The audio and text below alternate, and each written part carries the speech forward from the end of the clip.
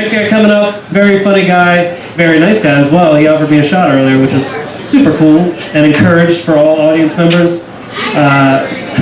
Give it up for J Walter Braman.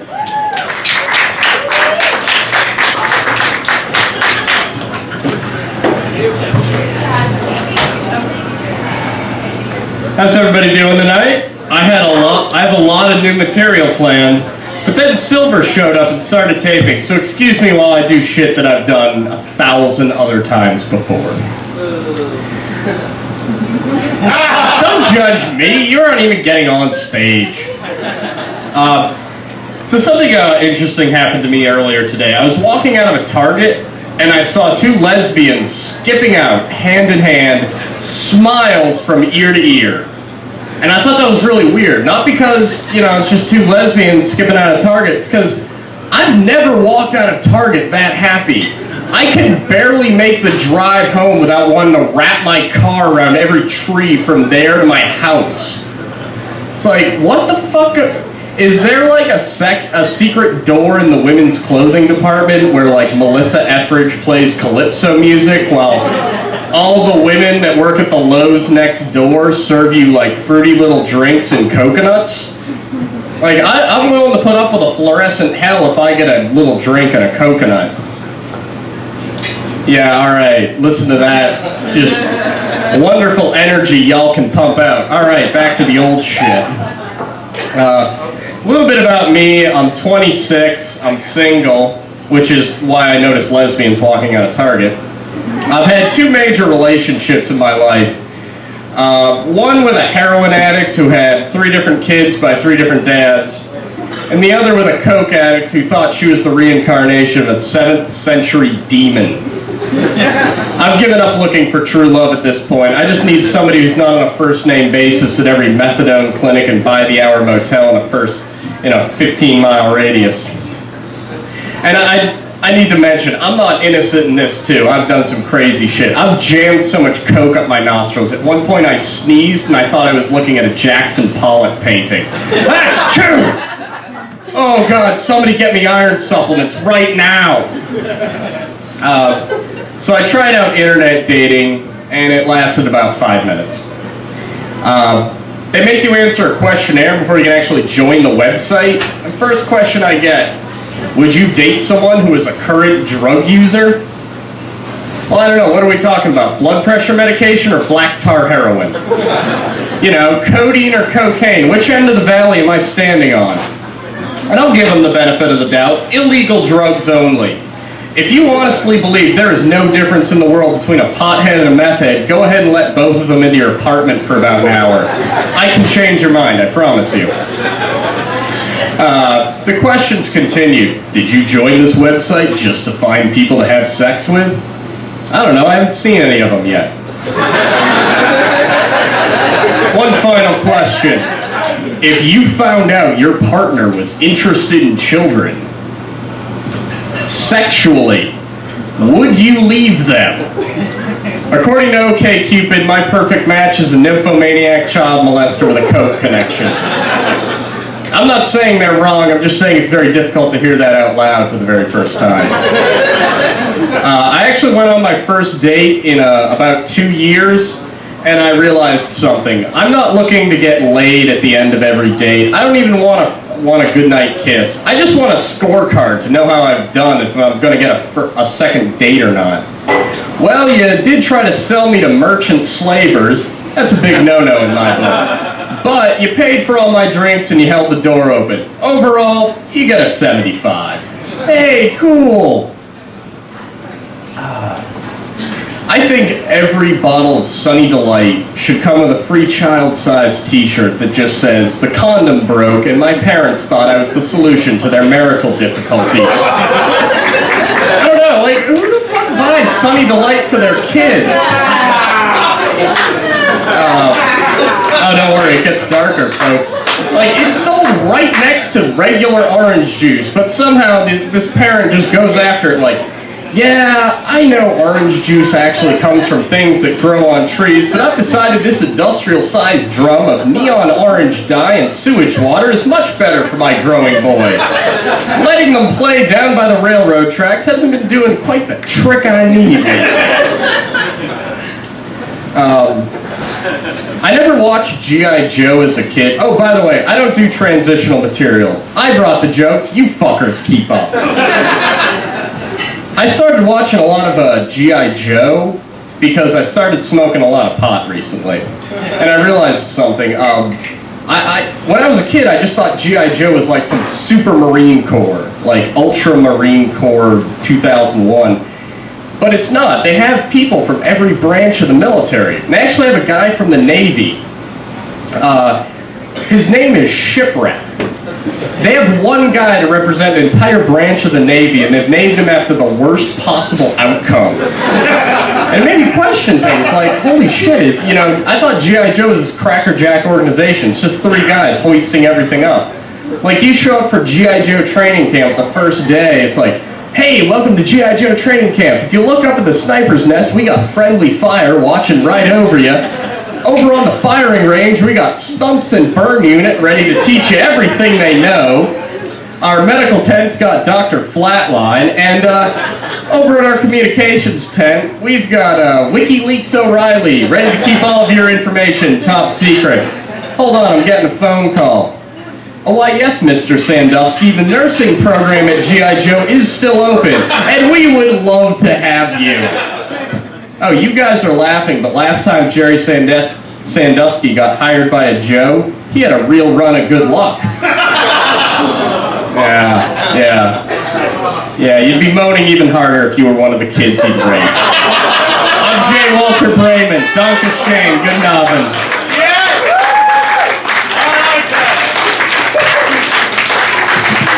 Give it up for J Walter Braman.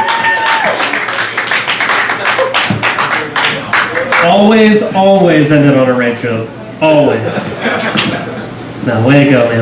That was really good. Let's give it up. Your next comic coming to the stage, a very funny guy. I'm excited to see what he's got for us tonight. Give it up for Josh Saucier.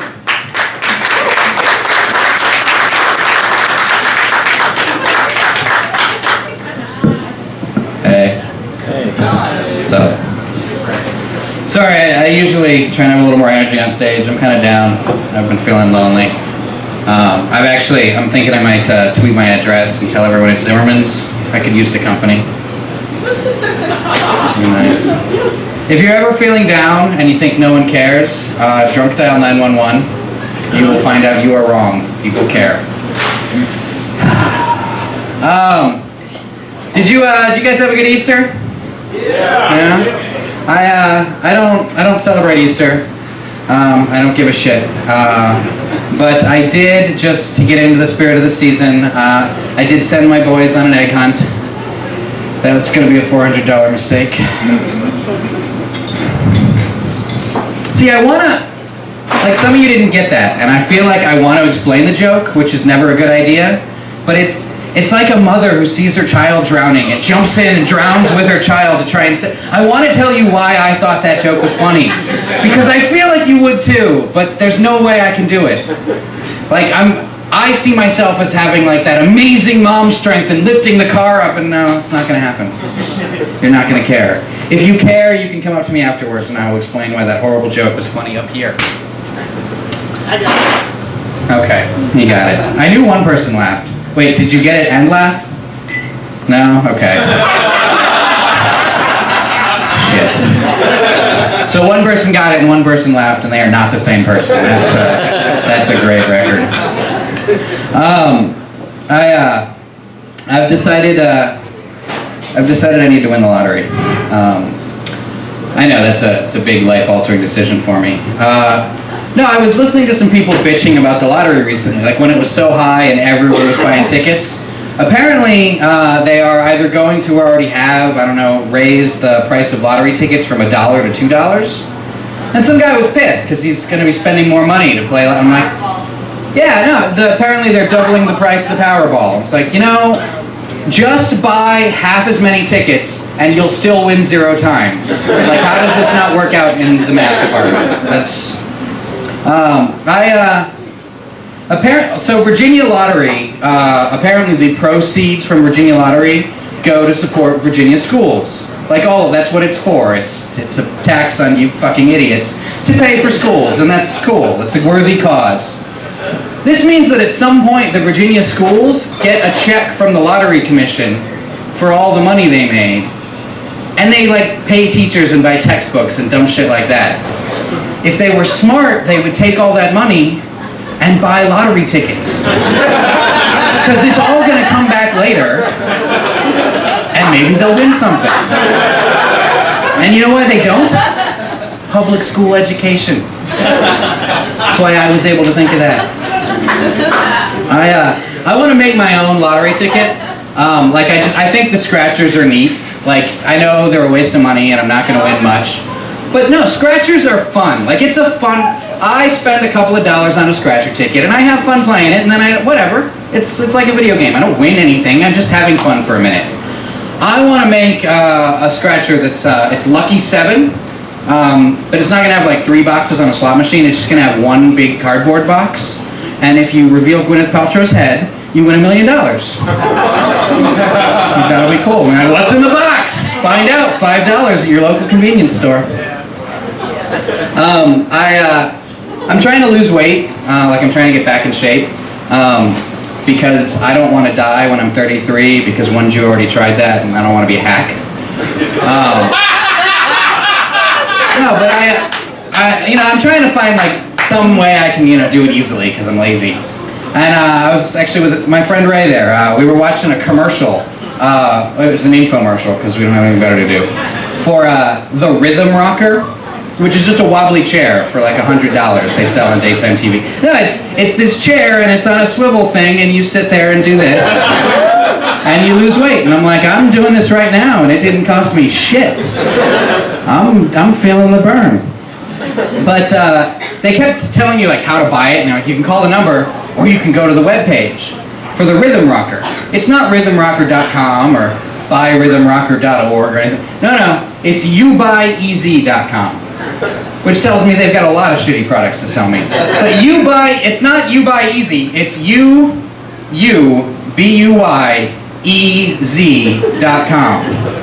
This is not a website I want to give my credit card information to. This sounds like a website that was set up by a drunk Ukrainian man. Yes, youbuyez.com. I'm going to fill that shit out, and he's going to show up at my front door with, hello, here is Rhythm Rocker. You have couch? I stay here. 3-4 days tops. You have beer in the fridge? You should buy beer. I drink lots. You guys have been great. Thank you very much.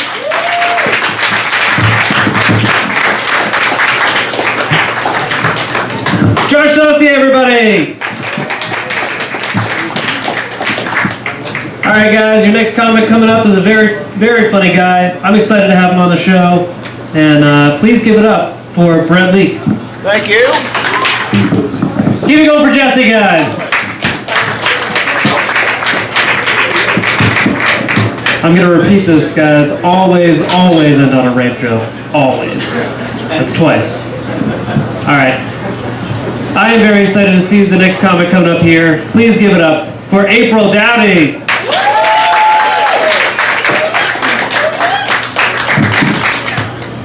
What's good, Cafe Diem? Everybody drinking? Oh, so I'm not. I have no job. But I am high as giraffe dick. I'm not gonna lie. So I've recently realized that I need better friends. Okay, anybody ever had a party and then realized why all the people that show up, you haven't talked to them in about 6 months? Well, I had a similar experience, except it wasn't a party. It was more like jail. And I walked in and I was so concerned I was gonna be somebody's prison bitch, And I walk in and I felt more like Norm from Cheers. And I walk in shackles, like, hey, it's April, hey! I ran into so many people I knew in jail, like 3 Waffle House waitresses, a couple strippers from around the way, and my mom. Like, I would tell you why I went to jail, but that motherfucker should have just called me back. I wouldn't be here. I'd still be allowed to vote. he'd be in the audience. But I guess that's neither here nor there. I think it's okay for me to talk about how popular I am in jokes. I've seen a couple of y'all there. Jesse. And so I walk in and I had more of an epiphany other than the fact that my friends suck. But have you ever realized how much in common Waffle House waitresses and strippers have? Like, seriously, think about it. I'm going to explain it for you. You walk into Waffle House at 3 in the morning, schmammered out of your mind, and what walks up to your table? The toothless meth fiend who has a reoccurring set on Springer.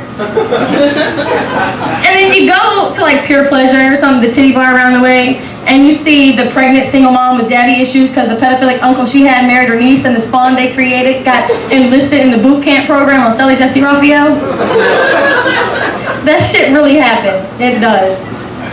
But I don't know. I come out, and the first thing after I get released is I gotta figure out how to make sure that my kids don't end up where I just came from. And anybody here got kids? Woo! Yeah. Awesome. For those of you who don't, I have 2 in the trunk of my car for sale. I mean, bear with me. I tell jokes for a living. It's not very lucrative. And so I'm trying to figure out how, like I said, to make sure my kids make better decisions. And so they go into public schools right now, and I thought that would be safe. But then I started thinking back, when I was in school, we had the things like the DARE program. You know what the DARE program is? The drug abuse, whatever program. And so I'm in class, and the cop has like this projection screen of all the things you should stay away from. You know, like pipes and needles and Mexicans. And so I'm looking up, and I was always a kiss ass. I was a real goody-goody. So I'm like, hey, my mom has one of those. Yeah, foster care was fun. That's all I'm saying. I don't know, but I'm going to jump around because, like I said, I'm high as giraffe dick. Actually, that's an understatement. If there were like 3 giraffes on top of the Leaning Tower of Pisa, which had been moved to the top of Mount Everest, that's probably about as high as I am right now. And so I'm going to tell you a story about an embarrassing sexual experience I had. Anybody else had one of those? It just changes the way you look at shit. So I got invited to go out with the girls. It's ladies' night, you know, and we go to Babes. You know, the lesbian bar in Carytown? Yeah. Yeah, you like that, don't you, girl? And so we get there, and I'm about 12 shots in by the time I realize what the hell is going on. And so I see this pretty young thing at the bar, and I'm like, fuck it. I'm going to try something a little different tonight. She's all hoochie mommed out, ass and titties. And I said, she looks like a Coke bottle. I'm going to drink the bitch up. One thing led to another, and I'm taking her skirt off with my teeth. And then something unexpected happens, right? Unexpected frilly panties, maybe a tramp stamp. No. Her date just hit me in the face.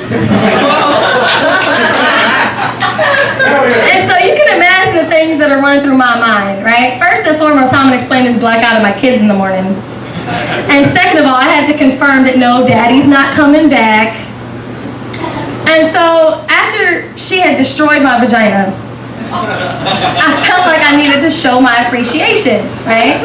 And what do you do? What do you do after a night of great sex? You like make breakfast in bed, or maybe get them some flowers? Fuck that, because I prefer head.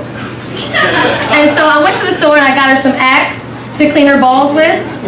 You know, because oral hygiene is very, very important. Nobody got the head joke there? All right. So that's about my time. You guys have a good night. Enjoy the rest of your show.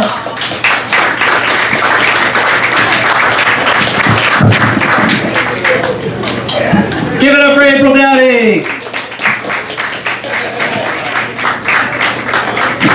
And give yourselves a round of applause. Thank you guys for coming out tonight. We really appreciate it. We have a lot more show for you guys tonight. I am very excited for this next comedian. He's another really good friend of mine. You can see him at the Virginia Beach Funny Bone all the time. Please give it up for David C. Wingfield.